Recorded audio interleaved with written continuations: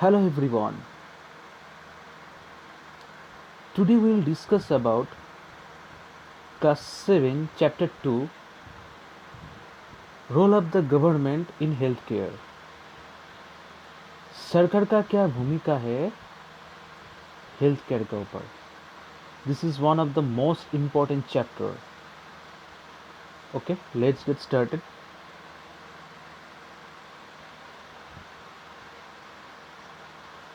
Role of the government in healthcare.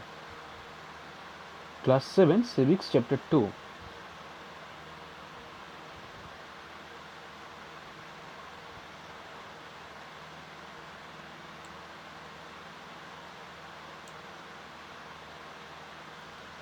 Today we will discuss about what is healthcare in India, the story of Hakim Sheikh, story of Aman and Ranjan,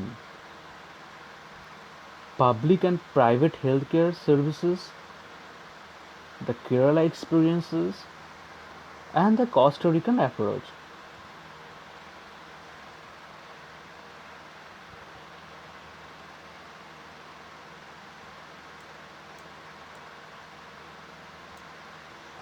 So, what is health? इसका शुरू करने के आगे हमको health के बारे में जानना चाहिए. हेल्थ किसको लेकर बनता है? Health is made of happiness, water, clean food, exercise and sleep. Happiness मतलब खुश रहना, पानी का, अच्छा खाने का. अच्छा मतलब होता है क्लीन खाने का, जो साफ सुथरा है, एक्सरसाइज का, and sleep. So water, drink at least 2 liters of spring water a day. हमको दिन में 2 लीटर अच्छा पानी पीना है. Clean food, fresh fruits, grains, veggies, a tiny bit of nuts and seeds. Keep it simple. हम लोगों को क्लीन फूड में क्या है? फ्रेश फ्रूट खाना है, वेजिटेबल्स खाना है, जो साग सब्जी है, और कुछ छोटा छोटा ना बादाम जिसको बोलते हैं, सीड्स, ये सब थोड़ा खाना है जो हमको न्यूट्रिशन में बहुत इम्पोर्टेंट है. Number 3 is exercise. एक्सरसाइज और एक इम्पोर्टेंट है. Find any movement you enjoy. Sweat at least 3 times a week. हफ्ते में 3 बार पसीना निकलो. ऐसा कुछ काम करो जिसमें तुम्हारा शरीर को थोड़ा यूज़ कर सकते हो. पसीना निकलता है. This is good for our health. Number 4, sleep. Go to bed early. Get at least 8 hours of sleep. जल्दी से सोने के लिए जाना है. एटलीस्ट 8 घंटा हम लोगों को सोना चाहिए. ये तो सब ठीक है. सबसे ज़्यादा इम्पोर्टेंट है हैप्पीनेस, खुश रहना है. Okay, so next, good health. और एक बार हम लोग देखते हैं what is good health. Good food, exercise and sleep. It's very important for our good health. Health. What is health? Health is a state of complete physical, mental, and social well-being, and not merely the absence of disease or infirmity. Health होता है complete, पूरा. क्या पूरा होता है? Physically, शरीर से, mental, मानसिक से, एंड सोशल वेलबींग, या हमारा समाज को लेकर. सिर्फ हमारा बीमार नहीं है, एब्सेंस ऑफ डिजीज, सिर्फ बीमार को लेकर ही हम लोग बोलते नहीं हेल्थ है. जब हमारा बीमार नहीं है, जब हमारा समाज खराब है, तो फिर हम लोग अच्छा हेल्थ, सोशल वेलबींग में नहीं रहते हम लोग. सो हेल्थ होता है completely physical, mental and social being. ये तीनों चीज़ को लेकर, not merely the absence of disease और इन्फर्मिटी। इन्फर्मिटी हम लोग बोलते हैं उसको हिंदी में दुर्बल, ठीक है, सिर्फ बीमार नहीं है, दुर्बल नहीं है, हम लोग बहुत फिटनेस है, इसको हेल्थ नहीं है। ये तीनों चीज़ बहुत इंपॉर्टेंट होता है, physical, mental and social. So next, health care in India. चलो देखते हैं हमारे इंडिया का हेल्थ केयर कैसा है।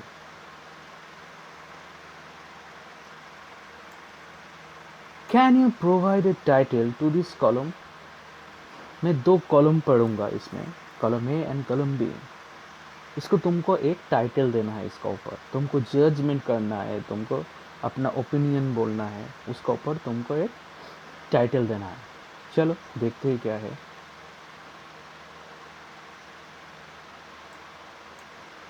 I'll read the column A. India has the largest number of medical colleges in the world and is among the largest producers of doctors. Approximately 15,000 new doctors qualified every year. दुनिया में सबसे ज़्यादा India में medical college है और सबसे ज़्यादा doctor India से ही बनता है। Approximately 15,000 new doctors. हर साल 15,000 नया डॉक्टर बनकर निकलता है कॉलेज से। 15,000 new doctors. Number 2, healthcare facilities have grown substantially over the year. Healthcare का जो फैसिलिटीज़ है वो हर साल बढ़ते ही जा रहा है। In 1915 there were only 2,717 hospitals in India. 1950 में सिर्फ 2,770 हॉस्पिटल थे इंडिया में। In 1991 there were 11,174 hospitals and 1991 में 11,174 hospitals बना है। In 2000 the number grew to 18,218 और 2000 में इसको 18,280 बढ़ गया था and now this is 2020. Number 3, India gets a large number of medical tourists from many countries. India में हर साल मेडिकल टूरिस्ट आता है बाहर से। They come from treatment in some of the hospitals in India that compare with the best in the world. और उन लोग देखते हैं कौन सी हॉस्पिटल सबसे अच्छा है, कंपेयर करने के लिए आता है इंडिया में हेल्थ फैसिलिटीज़ कैसा है और दुनिया में सबसे ज़्यादा कौन सी बेस्ट हॉस्पिटल्स है। And the last number 4 is India is the third largest produce of medicines in the world and is also large exports of medicines. दुनिया में इंडिया नंबर 3 में है जो सबसे ज़्यादा मेडिसिन को बनाता है एंड वो सबसे ज़्यादा मेडिसिन को एक्सपोर्ट करता है बाहर में। Next number column B,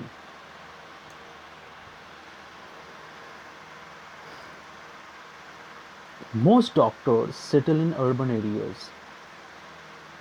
People in rural areas have to travel long distance to reach a doctor. The number of doctors with respect to the population is much less in rural areas. ये एक बड़ा problem है। Maximum doctor सभी शहर में रहता है, उन लोग कोशिश करते हैं शहर में ही रहने के लिए। तो रूरल एरिया में जो गांव है, विलेज में रहते हैं, उन लोग को बहुत तकलीफ होता है डॉक्टर के पास जाने के लिए। उन लोग को बहुत दूर जाना पड़ता है डॉक्टर को इलाज करने के लिए। ये इंडिया में इतना पॉपुलेशन है, हर साल इतना डॉक्टर बनता है, तो फिर भी ये प्रॉब्लम है। Number 2, about 5 lakh people die from tuberculosis every year. 5 lakh आदमी मरते हैं इंडिया में हर साल टीबी होकर। This number is almost unchanged since independence. ये इंडिया का स्वतंत्र होने के बाद भी अभी तक चेंज नहीं हुआ है, हो ही जा रहा है। Almost 2 million cases of malaria are reported every year, and this number is not decreasing. और हर साल 20 लाख मलेरिया का रिपोर्ट होता है, केस होता है, मलेरिया से उन लोग बीमार है। और ये नंबर कभी घट नहीं रहा है, ये बढ़ते ही जा रहा है। Number 3, we are not able to provide clean drinking water to all. 20% of all communicable diseases are waterborne. For example, diarrhea, worms, hepatitis. और हम लोग इंडिया में क्या करते हैं, इंसान के पास पानी पीने के लिए, अच्छे पानी पीने के लिए प्रोवाइड नहीं करते, हम लोग दे नहीं पा रहा है, अच्छा पीने के लिए पानी नहीं है। 20% इंडिया में 100 में 21% आदमी कोई संक्रमित बीमार होता है जो पानी से होता है। For example diarrhoea, worms and hepatitis. And number 4, half of all children in India do not get adequate food to eat and are undernourished. India में मैक्सिमम बच्चे लोगों को अच्छा न्यूट्रिशन मिलता नहीं है, खाना नहीं मिलता है उन लोग को, इसलिए उन लोग इतना दुर्बल है, उन लोग इतना प्रॉब्लम में पड़ता है। So next,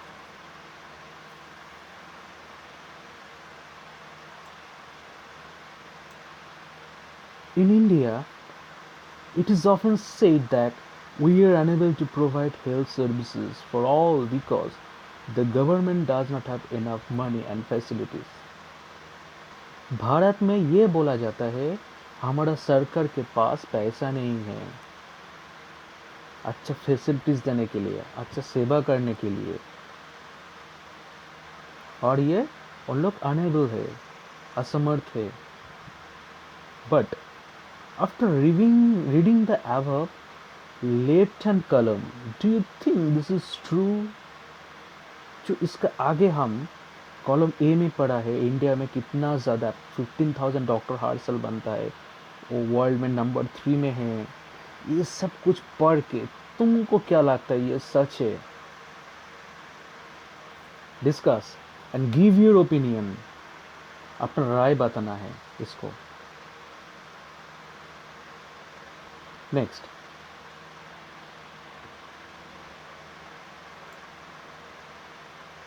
story of Hakim Sheikh. आज मैं एक आदमी का स्टोरी बोलना चाहता हूँ, ये बहुत ही पेनफुल है। He is Hakim Sheikh.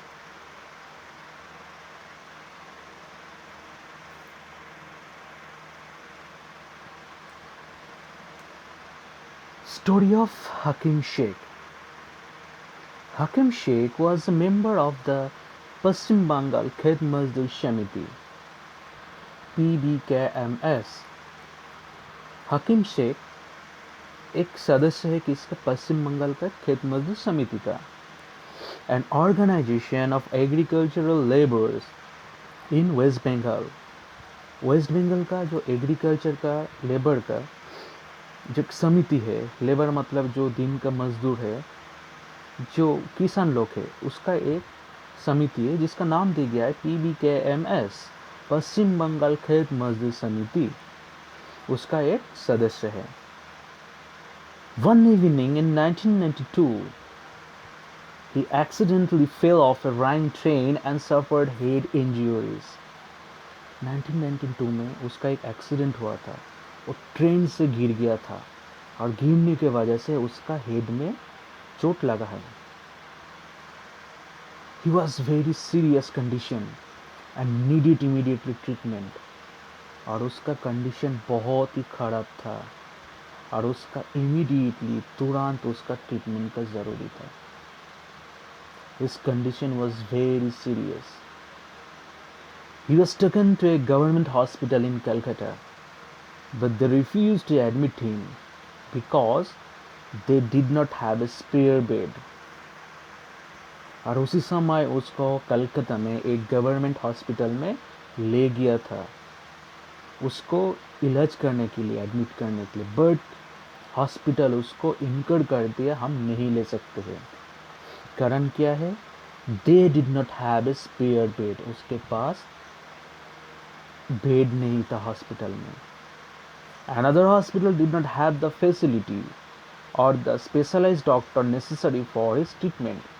और हो सकता है अदर्स हॉस्पिटल में ऐसा फैसिलिटीज़ नहीं है, और हो सकता है इसका ट्रीटमेंट करने के लिए ऐसे स्पेशल डॉक्टर्स नहीं हैं। In this way, he spent 14 hours in a critical state and was taken to 18 different hospitals, government hospitals, but none of them admitted him. ऐसे ही वो 14 आवर्स क्रिटिकल कंडीशन में पड़ा हुआ था और उसका 8 गवर्नमेंट हॉस्पिटल में ले गया था उसको इलाज करने के लिए, बट कोई भी उसको एडमिट नहीं किया है। None of them admitted him, कोई उसको एडमिट नहीं किया है।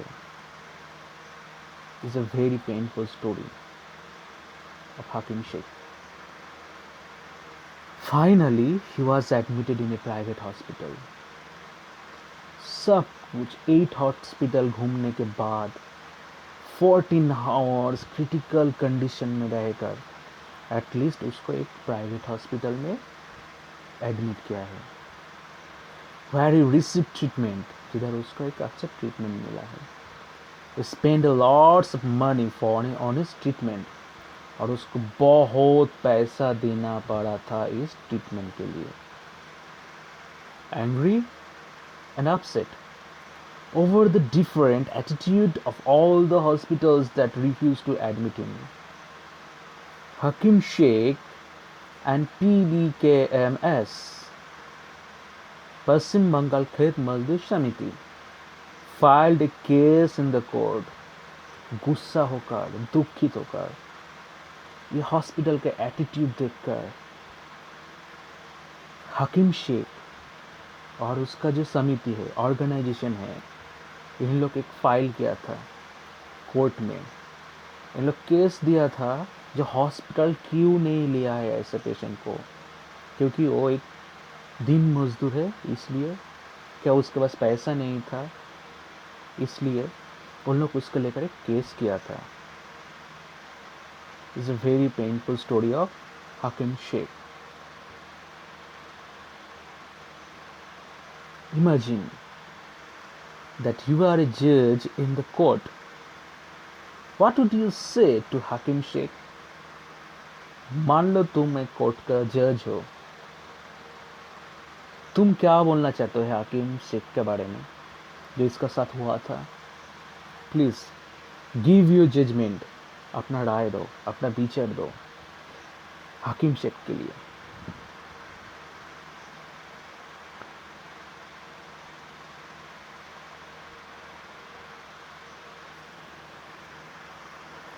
This is another story of Aman and Ranjan. और एक हम स्टोरी पढ़ेंगे अमन एंड रंजन के बारे में।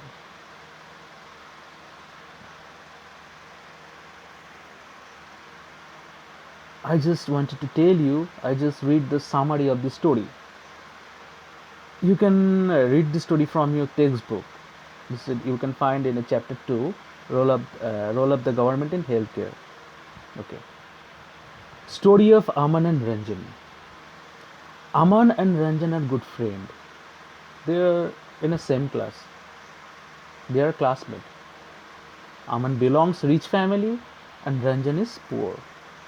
Aman अच्छे परिवार से है, अमीर घर से है, और रंजन गरीब था। Both they had viral fever and they had to go to the hospital. दोनों को ही वायरल फीवर हुआ था और दोनों को ही हॉस्पिटल जाना पड़ा था। Aman visited a doctor from private hospital, where he got best facilities as like a 5-star hotel. अमन देखा था एक प्राइवेट हॉस्पिटल में जिधर उसको बहुत अच्छे फैसिलिटीज़ मिला था, जो 5 स्टार होटल के जैसा था, साफ सुथरा था, neat and clean, gesture posture, everything as like a 5-star hotel. At first, his father had to pay advance rupees 500 to the reception counter, और उसका पिताजी को 500 रुपया उसको रिसेप्शन काउंटर में एडवांस देना दिया था. And doctor asked for the many blood test, और डॉक्टर उसको बहुत सारा ब्लड टेस्ट करने के लिए बोला था. After the test result came, everything was fine, he had only viral fever. जब उसको 2-3 दिन के बाद उसका जब ब्लड टेस्ट का रिपोर्ट आया, when he got the reports, and doctor said there is nothing, this had only a viral fever, nothing at all. And the doctor prescribed some medicines which are very costly. और doctor उसको कुछ दवाइयाँ दिया था जो बहुत ही costly था. But Ranjan visited a government hospital whether he had to wait long time at the OPD counter. और रंजन का स्टोरी कुछ अलग है. वो गरीब है, वो गया था गवर्नमेंट हॉस्पिटल में, जिधर उसको बहुत समय तक लंबा लाइन में खड़े थे, because this is a government hospital. And long time at the OPD counter. OPD मतलब out patient department. OPD counter में वो खड़े थे. He was very sick and all time he had lean on a bar. और इतना वो उसका बीमार था, वो हर टाइम उसका सिर उसका पिताजी की तरफ झुक कर रखा था, because he was very sick. Doctor check him and prescribe for blood test. Doctor उसको चेकअप किया और उसको भी ऐसे उसको कुछ ब्लड टेस्ट करने के लिए बोल दिया था.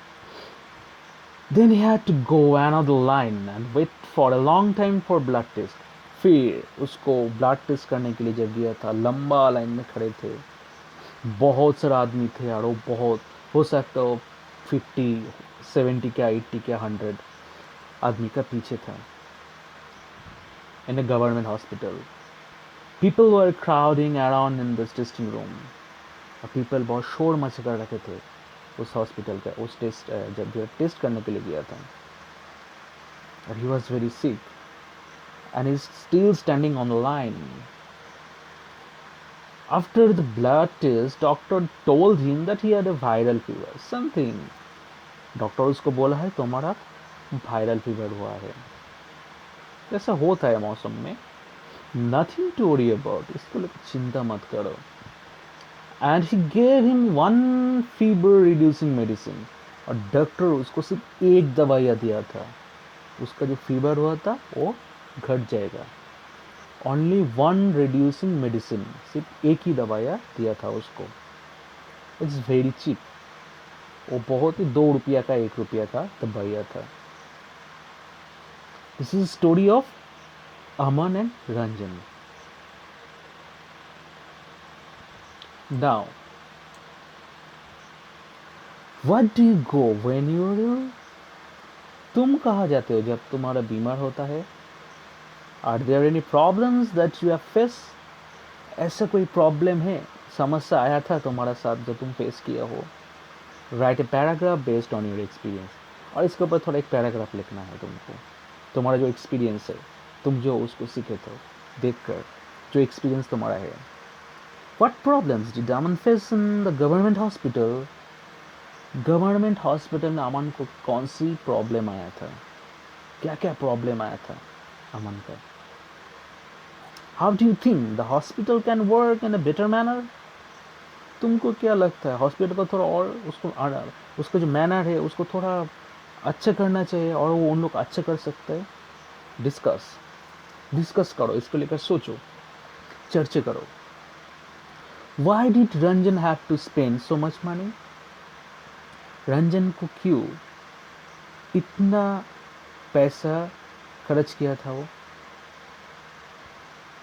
गिव रीजन, उसका कोई रीजन था. What problem do we face in a private hospital? हम लोगों को क्यों इतना पैसा देना पड़ता है प्राइवेट हॉस्पिटल में? क्या क्या समस्या था हमारा प्राइवेट हॉस्पिटल में, इसको लेकर भी डिस्कस करो. गिव योर स्टेटमेंट, सोचो, और उसके बारे में लिखो क्या क्या होता है private hospital and government hospital में, क्या क्या प्रॉब्लम क्रिएट होता है, क्या क्या प्रॉब्लम होता है दोनों हॉस्पिटल में.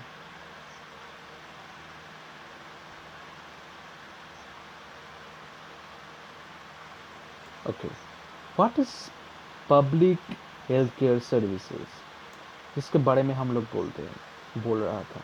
What is public health care services? The public healthcare services is a chain of health centers and hospitals run by government.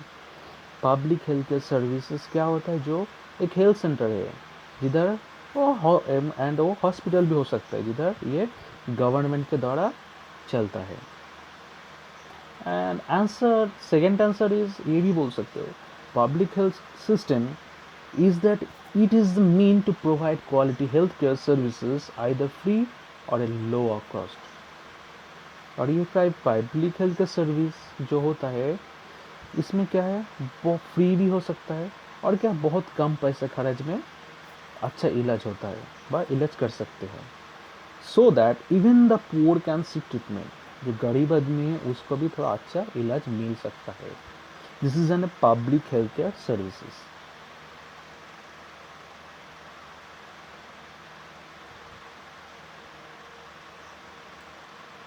Communicable disease. These are diseases that are spread from one person to another in many ways, such as through water, food, air, etc. जो communicable disease और संक्रमित बीमार है वो एक आदमी से दूसरे आदमी की तरफ जाता है, फैलता है. पानी के थ्रू में होता है, खाना के थ्रू में और हवा से होता है. What is OPD? This is the short form of for out patient department. This is where people at first bought in and treated in a hospital without being admitted to any special ward.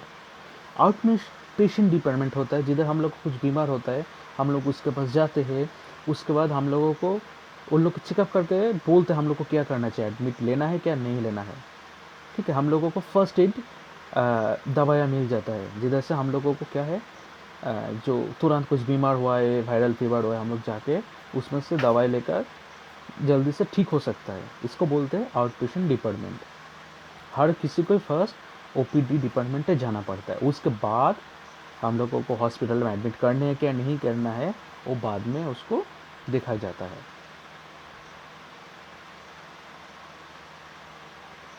The next is what is private health care facilities. Private health care facilities क्या है? A large number of doctors organisations run their own private clinics, it's called private health care facilities. बहुत सारा doctors, कोई और बहुत बड़ा बड़ा organisation है जो क्या करता है, इन लोग अपना से क्लिनिक बनाकर, हॉस्पिटल बनाकर उसको चलाता है और इसको क्या बोलते हैं? Private health care facilities. जो डॉक्टर्स, जो कुछ ऑर्गेनाइजेशन जो अपने से एक प्राइवेट से, गवर्नमेंट का पार्ट नहीं है, हम लोग अपने से हॉस्पिटल बनाकर जो चलाते हैं इसको बोलते हैं प्राइवेट हेल्थ केयर फैसिलिटीज़.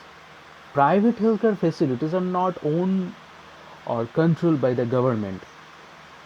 जो प्राइवेट हॉस्पिटल्स है ये गवर्नमेंट का कंट्रोल में नहीं है, ये गवर्नमेंट के द्वारा नहीं चलते. Unlike the public health services in private facilities, patients have to pay lots of money for every service that they use. और ये प्राइवेट हेल्थ केयर सर्विस में बहुत सारा पैसा खर्च करना पड़ता है ट्रीटमेंट के लिए. हर एक में इलाज के लिए बहुत पैसा देना पड़ता है.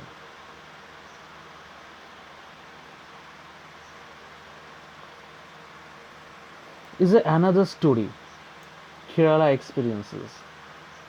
केरला कुछ नया चेंजेस ले आया था उसका सरकार में. चलो देखते हैं वो क्या है. In 1996 the Kerala government made some major changes in the state. 1996 में केरला कुछ चेंज ले आया था, बहुत बड़ा एक चेंज ले आया था, परिवर्तन ले आया था उसका राज्य में. 40% of the entire state's budget was given to panchayat. State's का जो बजट होता है उसमें 40% पंचायत लोगों को दे दिया जाता है, जो ग्राम पंचायत है उसमें. They could plan and provide for their requirements. किस लिए? उन लोग प्लान कर सकता है और प्रोवाइड दे सकता है उसका जो नेसेसरी है, उसका जो चाहिए.